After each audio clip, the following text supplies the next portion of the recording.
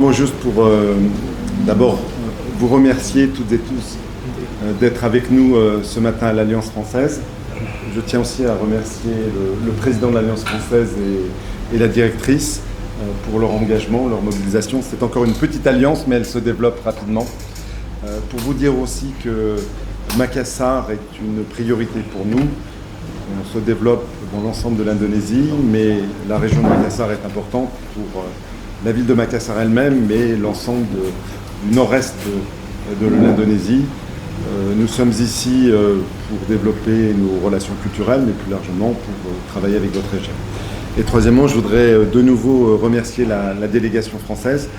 Dans le cadre du travail de coopération que nous menons avec l'Indonésie et avec Makassar en particulier, la dimension culturelle est évidemment prioritaire et nous insistons beaucoup sur le domaine du livre, la littérature. Et donc je suis très heureux d'être en compagnie de deux personnalités majeures du monde de la littérature et du livre français.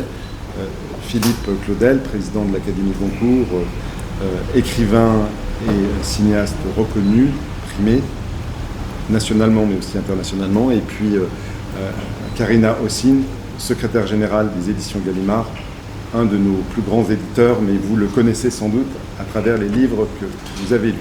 Voilà, je ne serai pas plus long. On est très heureux d'être avec vous. C'est un moment privilégié, je crois, pour des échanges. Posez toutes les questions que vous souhaitez sur la France, la littérature, le prix Goncourt et Gallimard. Et j'ajoute, j'ai oublié de dire que c'est un moment important aussi, puisque nous venons de lancer le choix Goncourt Indonésie, qui va être une nouvelle passerelle pour les échanges entre la France et l'Indonésie sur la littérature contemporaine, française en français, mais aussi inversement pour favoriser les traductions. Et ça, je crois que c'est un sujet que Karina souhaitera aussi développer. Voilà, nous sommes entre vos mains. Vous voulez peut-être dire un mot peut-être, Merci, oui. Merci, cher Fabien, monsieur l'ambassadeur. C'est effectivement un plaisir d'être ici avec vous aujourd'hui. Et je tenais à vous remercier de vous intéresser à la France et notamment à la langue française, à la littérature française. Ça me touche toujours beaucoup de voir des jeunes gens faire l'effort d'apprendre notre langue, de s'intéresser à notre culture, à notre littérature, à notre société. Et je crois qu'aujourd'hui, dans le monde, nous avons vraiment besoin de nous connaître les uns les autres. Donc, un grand merci à vous, jeunes gens de Makassar, de fréquenter l'Alliance française. Et merci, bien entendu, au président, à la directrice de l'Alliance française, de mettre tout en œuvre pour que nos deux peuples, nos deux cultures puissent échanger et se comprendre. Avant de vous laisser la parole, je vais donner la parole aussi, je vais passer la parole à Karina. Et évidemment, on est là pour surtout avoir un dialogue, répondre à vos questions, quelles que soient vos questions, sur les livres, la littérature, mais aussi la société française. Enfin, sentez-vous libre de nous poser toutes les questions que vous voulez, même sur le football ou je ne sais pas quoi. Philippe et son épouse Dominique sont des amoureux de l'Indonésie et connaissent déjà bien l'Indonésie. Elles sont déjà venues ici une dizaine de fois. Et vous le savez, Philippe a écrit notamment sur le pays Toraja. Voilà. Karina. Voilà. Oui, bonjour à tous. Merci au président de l'Alliance française de nous accueillir. Alors, moi, comme notre ambassadeur vous le disait, je suis éditrice, représentante des éditions Gallimard, mais sans doute aussi des maisons d'édition françaises qui, en effet, sont très peu présentes en Indonésie. Et notre mission est peut-être... et c'est très grisant, c'est très enthousiasmant d'essayer de développer les échanges, les traductions dans un sens comme dans l'autre entre la France et l'Indonésie. Les éditions Gallimard sont une maison parmi les plus anciennes, c'est une maison centenaire qui est née au début du siècle dernier. ont depuis toujours eu à cœur de développer la littérature étrangère et publient pratiquement dans toutes les langues, vraiment dans toutes les langues. Il n'y a qu'un auteur indonésien traduit au sein du catalogue Gallimard. Depuis 80 ans que Gallimard publie de la littérature étrangère. C'est trop peu, hein. Il s'agit de Pram, qui est l'un de vos classiques. C'est trop peu, donc on aimerait vraiment maintenant aller à la découverte des nouvelles voix, voilà, des nouvelles voix indonésiennes. Peut-être que vous en connaissez d'ailleurs, c'est aussi dans... Pour découvrir un auteur, il y a bien sûr les maisons d'édition hein, qui sont toujours, on va dire, le créneau officiel. Mais très très souvent, les découvertes aussi se nichent ailleurs, dans le hasard, dans ce qu'on appelle le bouche à oreille, hein, dans tous les réseaux, etc. Donc voilà, les talents, nous sommes à la recherche de talents, de jeunes talents indonésiens. Et on espère pouvoir, voilà. Mais vous allez poser des questions et là aussi, c'est peut-être dans l'échange qu'on pourra peut-être vous éclairer les uns les autres. Si vous me permettez, je reprends un tout petit peu la parole, puisque comme Monsieur l'ambassadeur a évoqué le choix Goncourt de l'Indonésie, je vais vous expliquer un petit peu de quoi il s'agit, parce que ça va pouvoir vous intéresser peut-être pour l'année prochaine.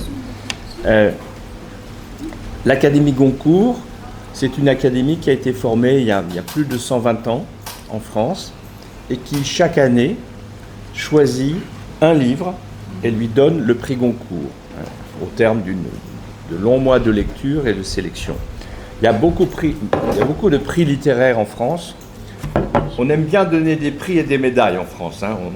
On a peut-être 2500 prix littéraires chaque année. Alors, certains qui sont très connus, d'autres qui sont moins connus, mais il y en a qui sont créés quasiment chaque mois. Il y en a d'autres qui disparaissent aussi. Le plus prestigieux, le plus connu, c'est le prix Goncourt. Un livre qui obtient le prix Goncourt, soudain, a une exposition incroyable. Il est énormément acheté, son auteur devient très connu, il est traduit aussi à l'étranger, donc c'est un prix très important. Et suivant ce modèle-là, on a créé, il y a plus de 35 ans, un prix Goncourt à destination des lycéennes et des lycéens. Chaque année, des lycéennes et des lycéens de France lisent notre sélection et choisissent leur livre favori. Et ce prix, le prix Goncourt des lycéens, est devenu aussi un prix très important. Et sur ce modèle-là, à l'étranger, il y a 28 ans, a commencé à exister les choix Goncourt de l'étranger. Le premier pays à avoir désiré lancer cette aventure, ça a été la Pologne. Et aujourd'hui, on a plus de 52 choix Goncourt de l'étranger qui représentent plus de 80 pays au monde, dans lesquels des jeunes gens, quelquefois des lycéennes, des lycéens, la plupart du temps plutôt des étudiantes et des étudiants, lisent une de nos sélections, souvent la dernière sélection, c'est-à-dire 4 livres. Ils lisent ces 4 livres en français, d'accord ? On leur fournit les livres grâce aux instituts français, grâce aux services culturels des ambassades. Ces livres sont fournis aux jeunes gens qui veulent participer avec l'aide de leurs professeurs. Et à la suite de plusieurs mois de lecture, eh bien, ils choisissent leur livre favori. Et cette année, donc, l'Indonésie rejoint l'aventure et au mois de juillet sera promulgué le premier choix Goncourt de l'Indonésie. Il y a 7 universités qui participent cette année, mais comme je le disais depuis que nous sommes arrivés ici, rien n'empêche d'imaginer dans le futur que à ces universités soient associées aussi les alliances françaises.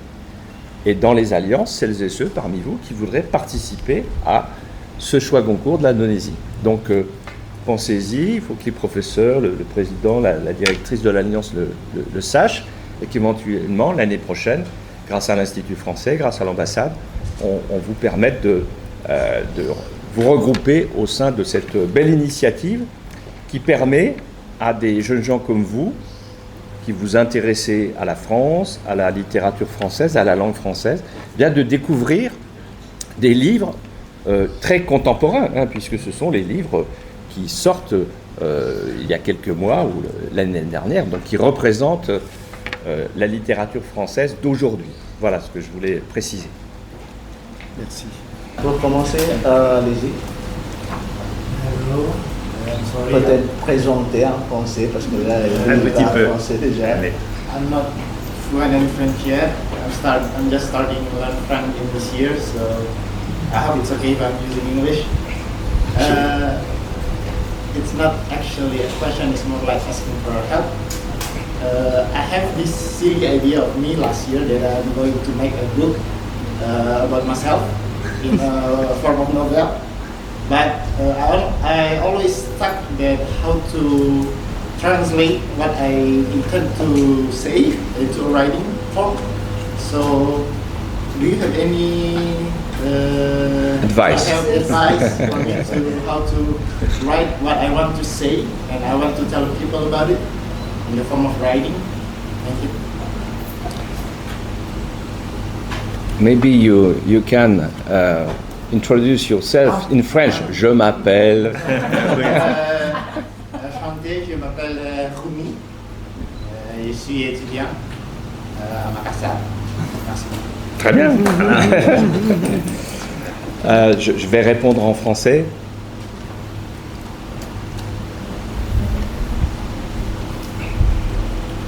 On rencontre souvent ce genre de questions. Des personnes disent « j'ai énormément de choses à dire, mais je veux les écrire, mais je n'y arrive pas ». Et c'est vrai que le passage des idées qu'on peut avoir à l'écrit n'est pas toujours simple. Je fais partie de ceux qui pensent qu'on n'apprend pas à écrire. Il y a pas, bien sûr, il y a des ateliers d'écriture dans les universités ou dans d'autres endroits, mais je suis persuadé que les ateliers d'écriture ont un avantage, c'est de donner l'autorisation à écrire. Vous voyez, de libérer quelque chose. Mais en même temps, ce n'est pas un métier d'écrire. Et le paradoxe, c'est qu'on est son propre professeur et son propre élève. Donc, quand on me demande un conseil, j'ai envie d'écrire, qu'est-ce que vous me conseillez? Je réponds, n'écoutez pas les conseils. Et si vous avez envie d'écrire, écrivez. Même aujourd'hui, à l'âge que j'ai, après avoir publié, je ne sais plus combien de dizaines de livres, il y a encore des choses, parfois, que je n'arrive pas à écrire. Que j'ai dans ma tête, mais que je n'arrive pas à mettre en mots. Donc, ça, c'est quelque chose qui ne doit pas vous bloquer et qui peut être ressenti aussi par, vous voyez, des hommes ou des femmes comme moi qui ont écrit depuis longtemps et qui ont publié des livres. Di umur sekarang juga, Pak Philip Roden itu masih terbiasa istilahnya terblokir atau misalnya beliau sudah tahu apa yang dia mau transkrip, apa yang mau dia tuliskan.